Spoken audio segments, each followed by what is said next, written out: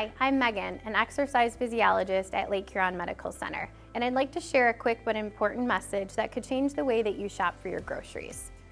Did you know that people who eat ultra-processed foods consume more than 500 calories per day compared to those who eat whole foods? So that's about an extra pound per week, or nearly 50 pounds in a year. In fact, up to 50% of your calorie intake in the US can come from ultra-processed foods, making weight gain so much more likely over time. So what's the difference?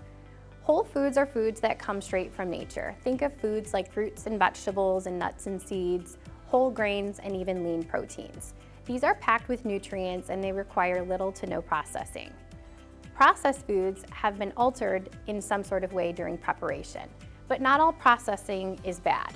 For an example, minimally processed foods like washed and chopped vegetables, canned tuna, frozen fruit, these all retain most of their nutrients.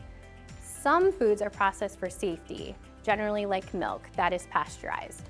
Others are processed for convenience, such as canned or frozen items or meals that are pre-cooked and ready to heat. But then we get to the ultra-processed foods, and these are highly altered.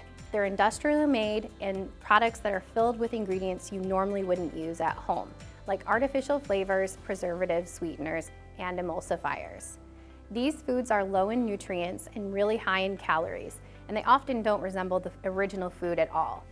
Examples of this would include sweetened drinks like soda, energy drinks, chips, crackers, granola bars, and packaged baked goods, packaged pastries, frozen meals, and sweets like ice cream.